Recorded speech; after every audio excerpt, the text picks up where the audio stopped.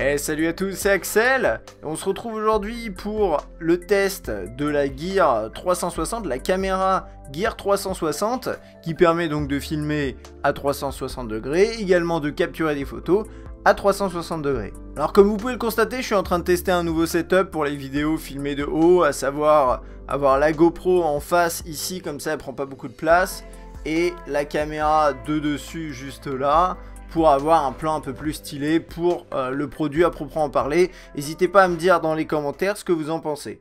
Alors la Gear 360, c'est vraiment une caméra qui rentre dans ce nouveau délire entre guillemets, c'est pas un délire vraiment, mais cette mode et cette tendance high-tech qui est liée à tout ce qui est VR, réalité virtuelle. Concrètement, pourquoi? Parce que tout simplement, l'idée d'avoir un casque sur la tronche pour regarder un contenu et de pouvoir se promener dans le contenu, et ben on a besoin bien entendu de caméras qui permettent de filmer ce contenu et donc à 360 degrés dans une sphère finalement. Alors Samsung n'est pas le seul à faire ce genre de choses, mais ce qui est intéressant avec Samsung, comme pareil pour LG, hein, mais c'est qu'on a à la fois la caméra et on a également le casque de réalité virtuelle que j'ai pu tester d'ailleurs récemment, hein, le Gear VR, je vous invite à regarder le test. Alors c'est une caméra qui vaut 329 € au moment où j'enregistre cette vidéo, qui permet de filmer quand vous assemblez les deux parties de l'image en 3840 par 1920 et vous pouvez prendre des photos en 30 mégapixels, hein, donc c'est 15 de chaque côté. Bien sûr, on va regarder le produit. Je vais d'abord passer sur d'autres éléments de spec, à savoir que c'est une caméra qui est protégée IP53, éclaboussure, poussière, mais attention, pas d'immersion, hein. Essayez pas de filmer sous l'eau avec, ça ne marchera pas, ce sera tout simplement pas possible. Autre chose, et pour le coup c'est vraiment important, c'est que c'est une caméra qui s'utilise avec la série des S7 et des S6. Mais l'application, je sais plus comment elle s'appelle, on regardera ça, mais l'application Gear Manager qui permet tout simplement de faire fonctionner le terminal, enfin de faire fonctionner la caméra, n'est absolument pas disponible sur les autres terminaux. Il y a peut-être moyen de se procurer un... J'essaye de régler la luminosité, voilà. Il y a peut-être moyen de se procurer un fichier APK, mais j'ai pas testé. Ok, alors on va regarder ce qu'on avait dans la boîte. Vous aviez cette espèce de truc comme ça, hein, qui est assez bien fait d'ailleurs. Au final, vous ouvrez ça, vous avez la caméra, hop, on va la mettre de côté pour l'instant. On a une sorte de donut en plastique et un packaging plutôt compact qui est assez bien fait. Bon, on va pas s'attarder trop là-dessus, mais on a un câble USB, micro USB. Ce qu'il faut savoir, c'est qu'on peut se connecter en micro USB sur la caméra, mais que si vous avez des câbles qui sont un peu trop larges au niveau de cet embout en plastique, ça rentrera pas, ça sera gênant, donc attention à ça. Bon, attendez, je vais mettre ça de côté du coup. On a une sorte de lanière que je n'ai pas ouvert, hein, ça n'a aucun intérêt, mais c'est une lanière pour éviter de la faire tomber, ça peut être utile. Un chiffon pour nettoyer les deux lentilles.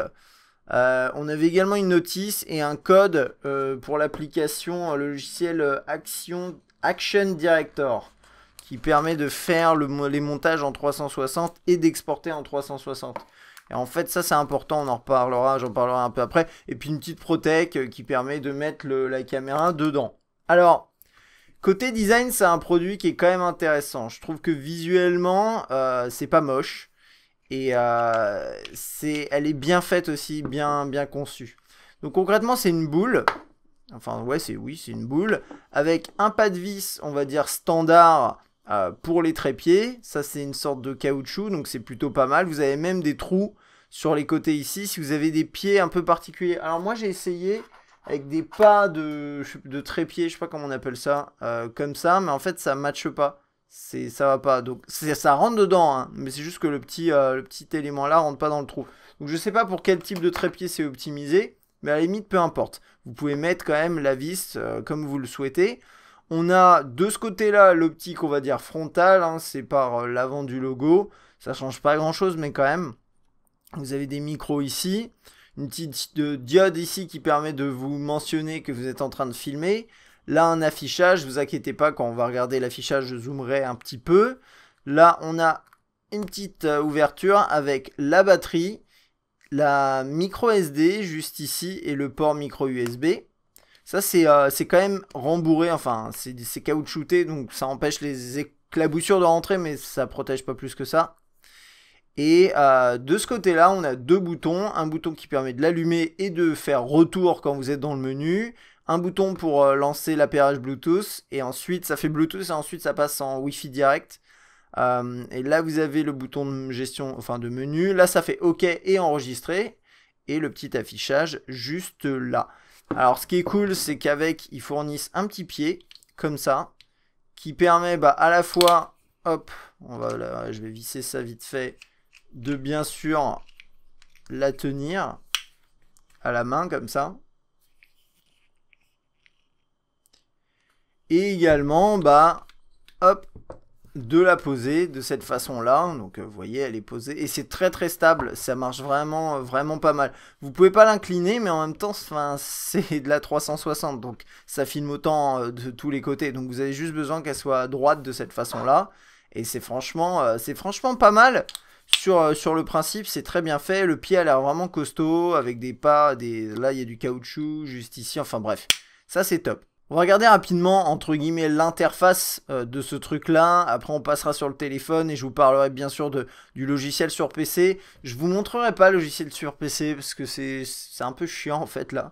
Mais je vous le décrirai, vous verrez, je vous expliquerai en fait comment ça marche et pourquoi vous devez l'utiliser. Donc là, alors désolé, il y a des travaux dans la rue, je sais pas si vous entendez, si c'est le cas, j'en suis absolument désolé, mais malheureusement, parfois il faut que je filme et si il y a des travaux, j'y peux rien. Donc là, on a un affichage qui vous dit exactement combien de temps vous pouvez encore filmer, là, parce que je suis en mode vidéo, c'est ça visible en bas, en haut à gauche, là, vous voyez une petite icône caméra. Là, il y a l'icône qui indique que le Bluetooth est activé, donc ça veut dire que je vais pouvoir l'appairer avec le téléphone. Et également la batterie. Si j'appuie sur menu, en fait, là, je vais avoir le mode photo, qui c'est un peu comme une GoPro hein, sur le délire, en fait. Donc là, ça vous dit combien de photos vous pouvez prendre. Continuez à appuyer, vous avez le mode time-lapse. Et là, vous avez un mode vidéo looping. Loop, ça veut dire une boucle, c'est pour créer des boucles vidéo. Je me suis un peu renseigné sur Internet et dans le guide d'instruction. Et je suis pas exactement sûr d'à quoi ça sert. En gros, ok, on peut créer des boucles vidéo. Mais quel est l'intérêt? Enfin, je sais pas. Donc voilà, moi j'ai essayé un peu, j'ai pas trop compris à quoi ça servait. N'hésitez pas à me dire dans les commentaires. Et ensuite, vous avez les paramètres qui vous permet ensuite, je sais pas si vous arrivez à lire, hein, mais de changer entre guillemets la lentille. Alors c'est pas tout à fait ça, mais ça permet simplement de dire est-ce que je veux capturer avec les deux lentilles ou éventuellement avec une seule, l'avant, donc c'est celle-là, et ou une seule l'arrière. De l'autre côté. Parce qu'en fait, si vous voulez, vous avez la possibilité de, si vous le désirez, de prendre des photos à 180 degrés avec l'un ou l'autre. Donc ça fait un peu l'équivalent, si vous voulez, d'une GoPro. Ça peut faire l'équivalent d'une GoPro, mais pas sur le côté sportif et protégé. Sur le côté capture. Et en même temps, 360. Donc pourquoi pas. La taille des vidéos, donc 2560 par... j'arrive pas à lire. 2560 par 1280, je crois que c'est ce que je vous disais. Attendez, il y a peut-être un autre mode aussi. Ouais, voilà, 3840 par 1920. Ah, d'ailleurs, la vidéo que j'ai capturée, elle n'était pas dans le bon mode. Bon, c'est pas grave. Voilà, c'est à peu près tout ici. La définition des photos, pareil, 30, 15, etc. Et pareil pour la taille des time-lapse, il y a un timer, un auto power off, c'est pour formater le truc et about. Honnêtement, je crois avoir fait le tour, ouais. Donc dans le menu, c'est à peu près tout. Il n'y a pas grand-chose de très important dans les paramètres en tant que tel du produit, mais vous avez en accès rapide la plupart des options qui permettent tout simplement d'utiliser l'animal. Bon alors, je vais maintenant passer à la partie téléphone, et j'ai dans la main un S7. Hein. Comme je vous disais, on peut faire fonctionner cette caméra qu'avec un terminal de la série S7 ou S6. En tout cas un téléphone récent de chez Samsung. Alors je suis obligé de le mettre à charger parce qu'il me manquait de la batterie. Et malheureusement quand vous manquez de batterie, il n'est pas possible d'utiliser ce système. Alors, à partir de cette interface là, vous allez pouvoir contrôler et surtout monitorer ce qui s'affiche devant la caméra, comme vous pouvez le voir là, et prendre des photos, etc. etc. Donc vous avez quelques réglages, on va en faire un rapidos le tour. Là, hop, je passe je switch de mode. Donc là, je suis en juste la caméra avant. On va passer en mode caméra arrière. Voilà. Là, on passe dans le mode les deux, double objectif. Ensuite, pour changer les modes, il doit y avoir moyen de le faire ici. Je crois en swipant ou je sais plus trop quoi. Mais si vous voulez, moi, si j'appuie sur mode ici, sur la caméra, eh bien, ça va changer le mode tout simplement sur le téléphone. Donc là, je suis en mode vidéo. Donc ça permet juste de voir, ça permet juste de monitorer, mais et de régler aussi bien sûr les réglages. Enfin de changer les réglages on va dire. Donc là vous pouvez changer la définition, ce qui est plutôt pas mal. Ouais, j'avais peur que le focus n'était pas bon.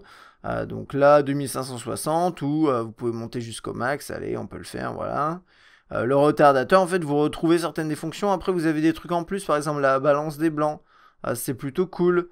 Le mode HDR on-off si vous avez éventuellement envie d'avoir ça activé. Et là vous avez quelques réglages, les ISO, vous pouvez changer, vous pouvez enlever éventuellement, mettre un mode coupe-vent. En réel j'ai testé et s'il y a du vent ça passe assez bien, donc ça je vous inviterai à regarder. Dans la description je mettrai un échantillon, j'en parlerai un peu après, mais il y en aura un. Après différentes options etc. Bon à la limite peu importe l'état de la batterie, ce genre de truc, le mode d'emploi, etc. Alors hop, voilà, ça vous pouvez cacher ça et bien sûr enregistrer. Donc ça fait un petit bip comme ça hein, quand ça se met à enregistrer. Et après, bien sûr je la prends et je peux... vous voyez un peu l'idée quoi, ça filme comme ça mais vous inquiétez pas après. Et on va en parler, je pourrais bien sûr assembler tout ça. Et quand vous prenez une photo, ça donne ça en fait. C'est pareil pour la vidéo, vous avez entendu le petit bip, mais j'appuie. Voilà. Et vous voyez, ça prend la photo après un retardateur. Ce qui est normal d'ailleurs, parce que quand vous appuyez sur le bouton là-haut, vous avez la main juste là, et ça serait dégueulasse en fait, ça prendrait des photos toutes crades. Donc voilà, je pense que j'ai fait le tour de la bête. À l'utilisation, honnêtement, vous la tenez comme ça et ça se passe très très bien, il n'y a pas vraiment de problème. Il n'y a pas de... Alors, on va passer maintenant à la qualité. Donc, la qualité vidéo. Je vous mettrai un échantillon dans la description. Je vous inviterai à le regarder pour avoir une idée concrète, finalement, pour illustrer ce que je vais vous dire là. Mais je peux pas l'insérer en fait dans cette vidéo que vous regardez parce que tout simplement c'est une vidéo à 360 et ça n'aurait pas d'intérêt. Par contre, vous pourrez la regarder éventuellement. Alors, donc déjà, la première chose, c'est quand vous enregistrez votre vidéo à 360, en 360, vous avez une sorte de format que je peux éventuellement vous montrer, qui ressemble peut-être... Alors, c'est même pas tout à fait vrai. Vous allez voir, ça va être à la limite plus intéressant par là. Parce que si je vais dans l'album, voilà, j'ai toutes mes vidéos là. Moi, je peux vous en montrer une d'ailleurs. Alors, attendez. La qualité sera naze ici parce que tout simplement c'est chargé directement en Wi-Fi direct, ça va pas être terrible. Mais donc concrètement, si je regarde une vidéo directement sur le smartphone, je vais baisser le son parce que je parle. Là, je peux jouer comme ça et là, enfin, je dis que la qualité est mauvaise, mais non, là comme c'est un petit écran, c'est quand même pas mal du tout même. Par contre, quand vous le regarderez la vidéo, notamment sur YouTube, vous verrez la qualité est pas forcément ouf. Mais je vous en parlerai. Donc là, vous pouvez voir la vidéo à 360 sur le téléphone. Si vous exportez cette vidéo sur votre ordinateur, vous allez vous retrouver avec un truc un peu comme ça, si vous voulez, partagé en deux, découpé en deux comme ça. Donc c'est pas exploitable dans l'état. D'ailleurs, sur leur brochure, ils disent que depuis le smartphone, vous pouvez éditer, on peut renier effectivement, mais que vous pouvez éditer et partager. Dans les faits, c'est pas exactement le cas, parce que depuis le smartphone, en fait, si vous exportez, ça la sort pas en 3D réellement, j'ai l'impression. Donc ça, c'est, je sais pas, va falloir suivre un peu ce qui va se passer, quoi qu'il en soit, parce que ce qu'il faut comprendre, c'est que les vidéos à 360, en plus là, avec autant de pixels à gérer, c'est super lourd. À titre de référence, moi ce que j'ai fait, c'est que cette vidéo-là notamment, qui fait 3 minutes je crois, je l'ai exportée sur mon PC. Et sur mon PC, j'ai installé un logiciel qui s'appelle Action Director, qui fournit, entre guillemets, avec le produit. C'est un logiciel de Cyberlink, mais en association avec Samsung. Vous mettez vos vidéos là-dedans, et ça va les assembler. Ça va assembler vos deux parties de vidéo, donc 180 et 180 pour faire 360. Ça prend longtemps. Ça prend vraiment longtemps. 3 minutes de vidéo, moi ça m'a pris peut-être 1 heure à traiter. Allez, 3 quarts d'heure. Mais j'ai pas une machine de merde. Donc ça, c'est long. C'est très très long. Donc à noter. Après, une fois que c'est assemblé, la vidéo assemblée, si vous voulez, vous pouvez ensuite l'uploader. Et cette vidéo assemblée, une fois qu'elle est uploadée, eh bien, elle va être interprétée par exemple, YouTube au bout d'un moment comme vidéo à 360. Ça prend un peu de temps. J'ai regardé sur le site de YouTube et ils disent qu'il faut mettre des métadatas dedans pour que ce soit pris comme la vidéo à 360. J'ai pas eu ce problème, mais peut-être que vous aurez besoin de faire ça, auquel cas, toutes les instructions sont en ligne. Alors, côté qualité, moi, j'ai trouvé juste que quand on le regarde sur le smartphone comme ça va à peu près. Quand on ouvre une vidéo sur le PC, mais qui n'est pas à 360, qui est aplati, la qualité est bonne en fait, même si tout est déformé, l'image est belle. Mais après, une fois qu'on passe à 360, c'est beaucoup moins bien. Dans le logiciel que j'ai utilisé, c'est moins bien. Et après, une fois qu'on arrive sur YouTube, même quand on active l'option 4K, entre guillemets, c'est pas exactement ça. Moi je trouve pas ça terrible du tout quoi, et je pense que c'est normal, et je pense aussi que YouTube traite pas forcément très très bien la 360. De toute façon c'est pas c'est jamais pour l'instant en tout cas très beau en termes d'image, en termes de piqué, etc. Donc ça c'est la première chose. Ensuite moi ce que j'ai constaté c'est que de jour franchement sinon l'image elle est assez propre, les couleurs sont bonnes, il n'y a pas vraiment de problème. En baisse luminosité, c'est moins bien, c'est vraiment moins bien. Et même, alors de nuit, c'est dégueulasse honnêtement. En conditions mauvaises de lumière, c'est vraiment pas terrible. Et puis après, plus vous augmentez la luminosité, bien sûr, plus ça devient sympa. C'est quoi le problème? C'est plus du bruit. Il y a beaucoup de bruit, des amas de bruit à l'écran, et ça c'est un petit peu dommage. Le son enregistré est plutôt bon. J'avais du vent, la vidéo que j'ai enregistrée, on l'entend pas trop. Donc encore une fois, regardez le lien dans la description pour voir la vidéo dont je vous parle actuellement. Il n'y a pas de stabilisation, j'ai essayé de courir, ça c'est une autre vidéo que je peux uploader parce que c'est pas beau à voir. Mais j'ai essayé de courir, il n'y a pas de stab. Ça c'est pas forcément un problème, mais c'est à savoir. Et puis honnêtement c'est tout. Qu'est-ce que je peux dire de plus? Le côté sympa, enfin je veux dire, le produit en soi est sympa, il est facile à utiliser. 330 €, bon c'est pas donné, mais c'est quand même original de pouvoir faire de la vidéo à 360. Cela étant dit, moi je pense que si vous n'avez pas un casque VR, ça n'a pas vraiment d'intérêt, parce que ce qui va être sympa finalement, c'est quoi? C'est d'acheter ce truc, et puis ensuite d'avoir un casque VR pour regarder à nouveau ses souvenirs, comme si vous y étiez entre guillemets. C'est ça qui est cool. Parce que la partager sur YouTube éventuellement ça peut être bien, mais je trouve qu'actuellement la qualité n'est pas assez bonne pour que ce soit réellement satisfaisant en termes d'immersion. Voilà.